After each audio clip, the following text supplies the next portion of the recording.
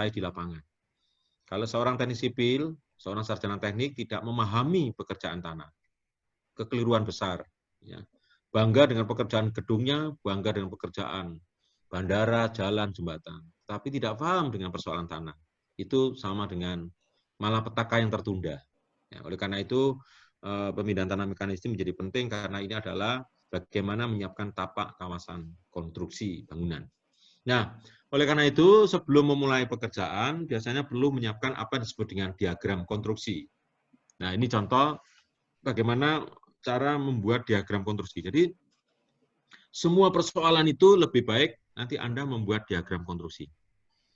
Ya. Diagram-diagram seperti ini itu hanya bisa dibuat oleh orang teknik. Kalau orang-orang ilmu humaniora, orang-orang sosial, itu biasanya tidak suka dengan gambar-gambar diagram. Ya. Karena diagram-diagram itu menggambarkan rasionalitas berpikir.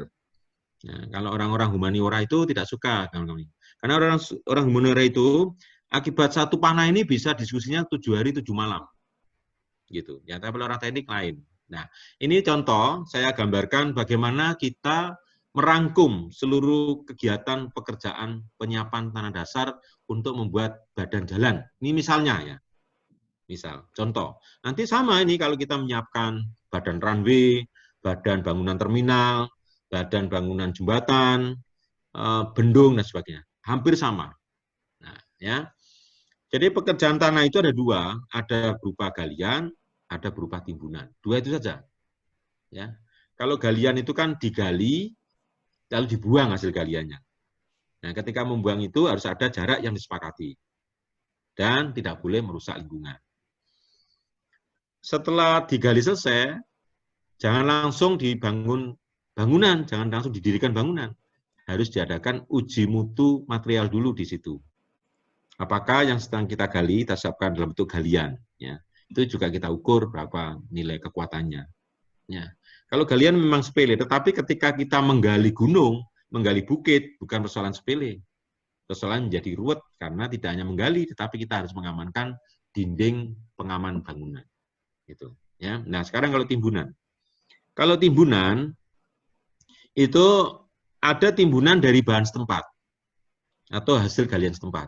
Ya. Ketika kalian mengerjakan tugas gambar geometrik jalan, itu kan dosennya atau asistennya kan selalu mengarahkan potongan memanjang jalan alur vertikal itu harus diusahakan apa doktrinnya, gimana doktrinnya, galian dan timbunan harus hampir sama, kan gitu ya doktrinnya ya. Itu pendapat lama menurut saya. Pendapat sekarang tidak harus begitu. Jangan terpancing dengan pendapat itu kalau sekarang. Kenapa? Karena alam kita sekarang berubah total. Kalau dulu memang betul, zaman saya masih ngambil kuliah, itu betul selalu ditekankan galian dan timbunan itu gambarnya harus sama. Supaya nanti yang digali itu dipindahkan ke timbunan. Supaya apa? Supaya efektif, efisien penggunaan sumber daya alam. Begitu. Ya kan? Sumber daya alamnya efektif. Itu kan dulu. Sekarang kan tidak bisa lagi begitu. Ya kan? Sekarang kan sudah nggak zamannya kita berparadigma begitu. Sekarang yang dipentingkan adalah bagaimana geometrik jalan itu betul-betul menjamin keselamatan. Maka tidak harus lagi mempertimbangkan galian timbun itu sama enggak. Nah, itu dinamakan galian setempat dipindahkan menjadi bahan setempat untuk menimbun di lokasi-lokasi yang perlu timbunan.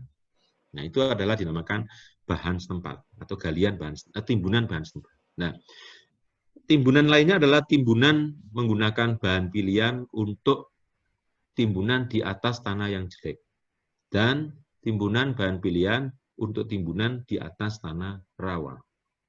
Ya, spesifikasi untuk rawa itu hanya ada di Indonesia saja. Kalau yang bahan setempat dan bahan pilihan tanah jelek itu adalah spesifikasi umum general di dunia. Nah, karena Indonesia itu negeri yang banyak rawanya, maka ada spesifikasi khusus timbunan di atas tanah rawa. Nah, itu tentu ketika akan menimbun, kita akan mengambil sampling dulu, lalu diuji laboratorium, kemudian dilihat apakah sampling tanah yang akan kita pakai itu memenuhi syarat atau tidak. Kalau tidak, harus kita cari lagi sumber-sumber material di tempat lain. Seperti yang saya tempatkan di awal. Ya, itu adalah standar mutunya. Standar mutunya di oke, maka berlanjut ke langkah berikutnya. Nah, ini langkah berikutnya. Jadi di langkah berikutnya, setelah Anda memastikan bahwa sumber materialnya sudah pasti, volumenya bisa kita prediksi pasti, kemudian tidak ada permasalahan lingkungan, dokumen lingkungannya benar, memiliki kepastian hukum, kemudian hasil awal material juga baik, jangan terlalu percaya pada supplier material tanah, mengirim satu truk, tanah dari mana dikirim itu harus dicari. Ya, jangan sekali-sekali percaya. Karena kalau percaya, Anda sudah percaya, sudah kontrak, tak tahunya tanahnya bukan itu. Nah, itu menjadi persoalan yang berkepanjangan. Nah, jangan sekali-sekali Anda nanti melakukan kontrak pembelian tanah sebelum melakukan uji coba lapangan. Ya, misalnya nanti Anda mau pesan berapa kubik ini? 2 juta kubik. Jangan langsung gegabah atau jangan gursa-gursu untuk tanda tangan. Maka lakukanlah uji coba lapangan. Nah, di dalam uji coba lapangan itu kita mencari suatu lokasi di lapangan. Boleh aja lokasi itu di tempatnya hasil land clearing misalnya. Tadi, kemudian di checking persiapan di lapangan. Nah, setelah dilakukan pengecekan di lapangan, maka dilakukan uji coba. Apa uji cobanya? Uji coba penggambaran dan uji coba pemadatan. Ya, jadi kita akan membuat model-model penggambaran. Ya, tadi kan ada tahu penggambaran 20 sampai dan 35 cm, ya kan? Lalu diperoleh tebal padatnya adalah tadi tebal lamparnya 20 35, tebal padatnya diperoleh 20 dan 30. Ya, itu adalah hasil trial itu. Nah, itu adalah hasil uji coba penggambaran. Jadi di sini di uji coba penggambaran, tentu jenis alat hamparnya disiapkan di lapangan. Kita trial tebal lampar. Kita coba-coba tebal lampar. Kemudian uji coba pemadatan, kita trial tebal padat. Kita trial tebal padatnya. Kemudian tebal padat dibagi tebal lampar. Tebal lampar dibagi tebal padat itu namanya faktor konversi tebal. Loh, untuk apa kita nyari konversi tebal? Itu satu pertanyaan. Untuk apa sih dicari itu? Nah, ini. Yaitu adalah faktor konversi antara material yang dibutuhkan dalam kondisi padat dan material yang diperlukan dalam kondisi hampar, lepas. Jadi kalau bidang gambarnya itu menyatakan, detail engineer desainnya mengatakan bahwa dibutuhkan tanah sebanyak 1 juta kubik, berarti tanah lepasnya yang diperoleh, yang dikirim dari sumber material itu berapa? Maka tanah lepasnya adalah tanah padat tadi dikalikan dengan faktor konversi. Nah, ini pentingnya kita melihat faktor konversi. Itu diperoleh dari mana? Tidak diperoleh di laboratorium itu. Itu diperoleh dari uji coba lapangan. Ingat-ingat, faktor konversi itu tidak diperoleh di laboratorium, tapi diperoleh di lapangan. Itu. Kalau ada buku-buku yang menyatakan faktor swell faktor, itu sebenarnya diperoleh di lapangan, bukan di laboratorium. Ya, makanya kalau Anda biasanya sudah diterangkan oleh Profesor mungkin pada waktu pertemuan sebelumnya ini, bahwa kalau tanahnya lembu kepasiran, faktor konversi tanahnya 1,2 dan sebagainya. Ya, itu adalah, tapi asal-usulnya seperti ini. Ya. Nah, kemudian di uji coba pemadatan, ya masing-masing tebal lampar tadi trial tadi dipadatkan. Pemadatannya bervariasi, ada yang berdasarkan variasi jumlah passing pemadatan.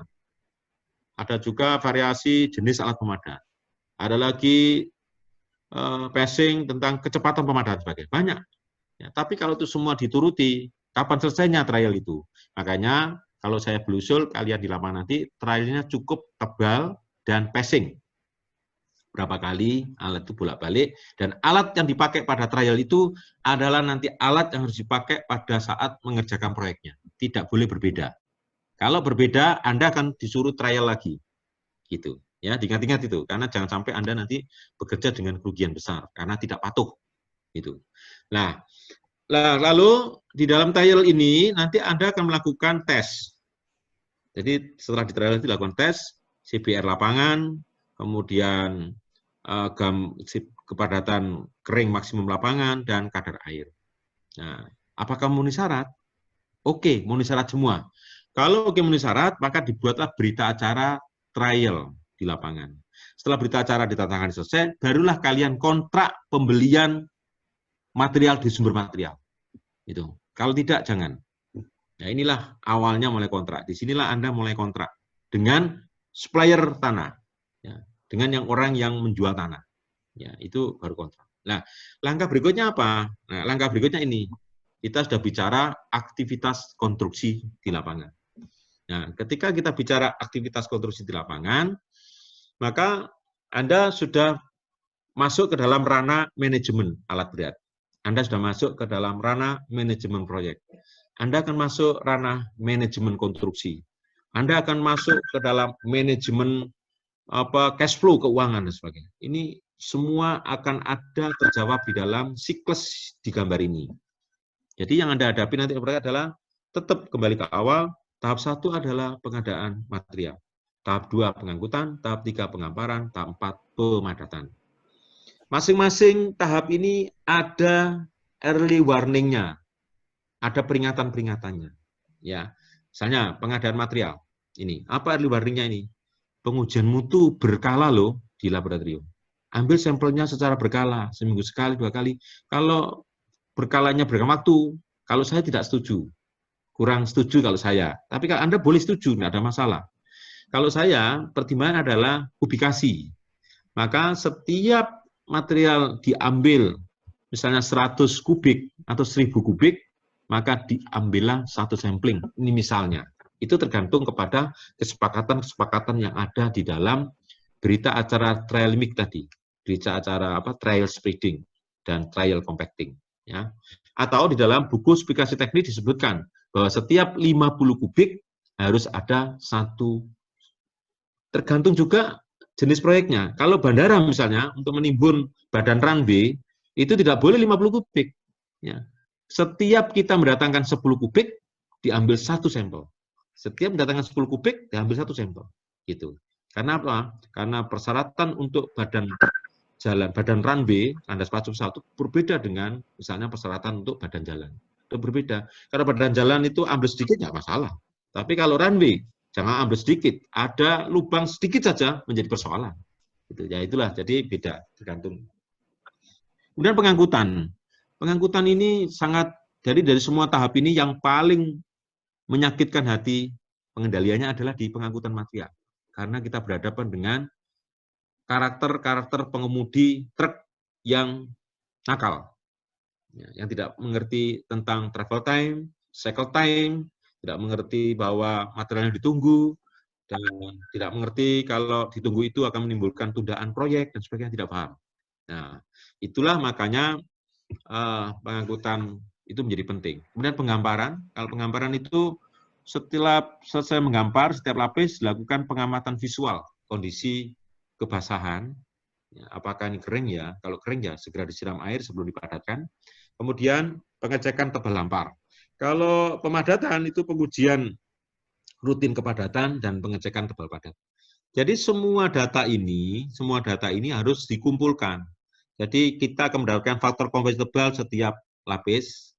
Jadi jangan sampai terlalu jauh dengan hasil trialnya.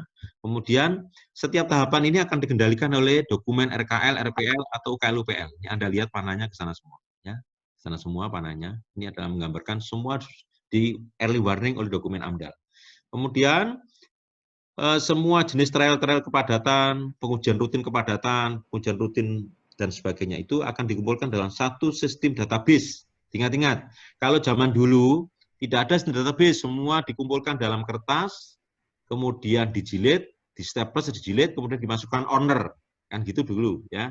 Sekarang kan zamannya sudah berubah, sudah ada yang dinamakan sistem basis data berbasis komputer, ya, input data, pengolahan data, sebagainya. Ini disimpan.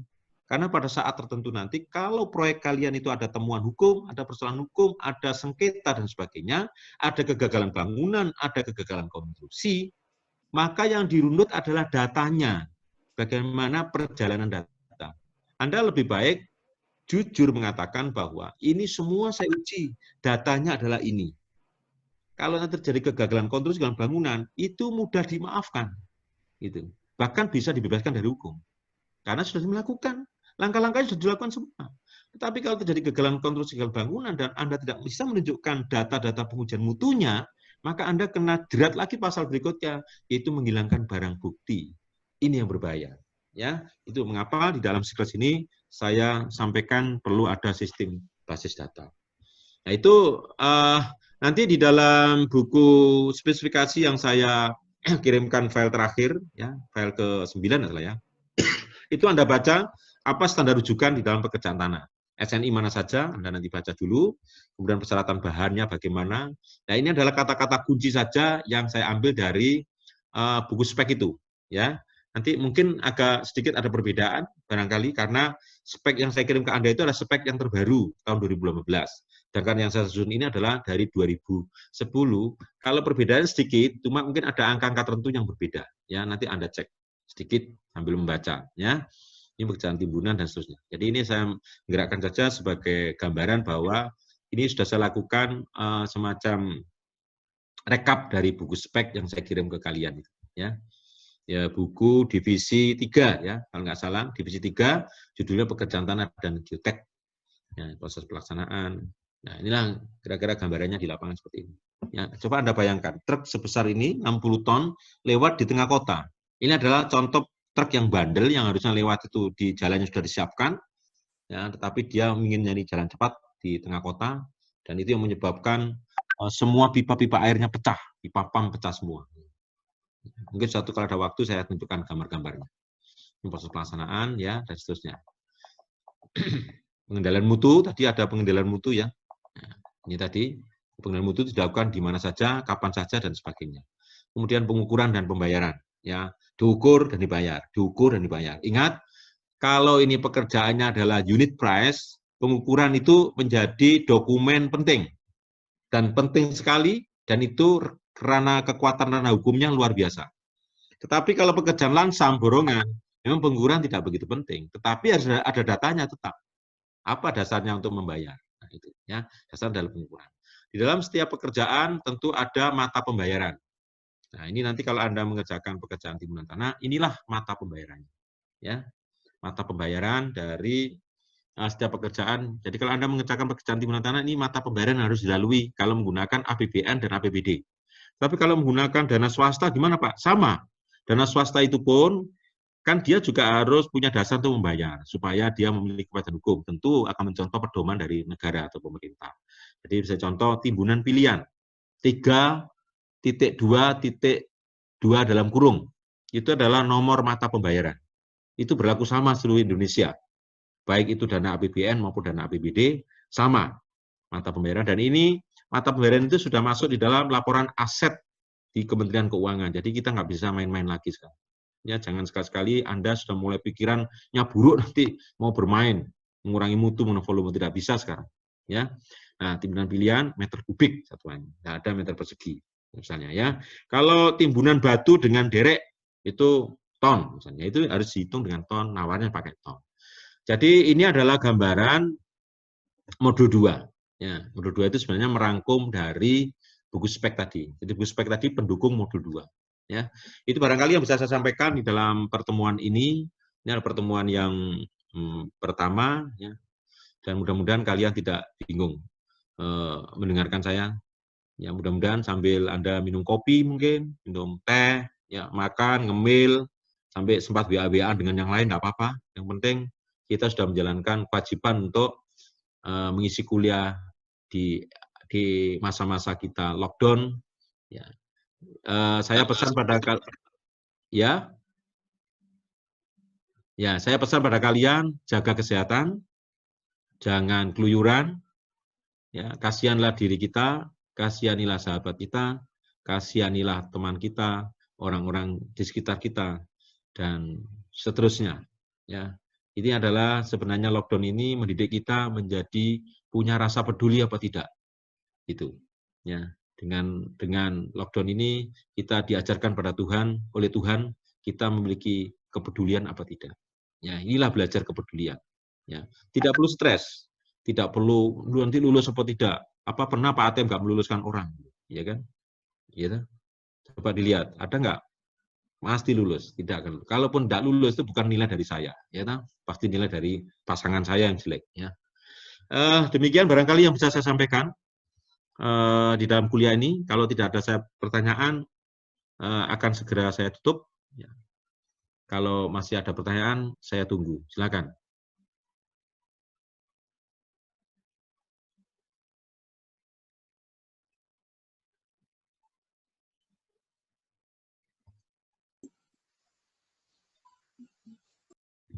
Hafiz ikutin Hafiz. Koordinator Hafiz ya? Halo Mas Ya, Hafiz? Pak. Ikut. Ya. Pak. Ya. Ya, Mas Hafiz, Naufal, sudah disampaikan ya bahan-bahannya, sudah dipantau semua ya teman-temannya, dapat semua ya. Sudah. Ini Hafiz di mana nih? Di perjalanan apa di rumah nih? Di rumah, Pak. Oh, kemarin Di kamu kan di rumah. perjalanan. Iya, ya nggak apa-apa. Baik, adik-adik mahasiswa, kalau tidak ada pertanyaan, kalau boleh saya akhiri sampai di sini.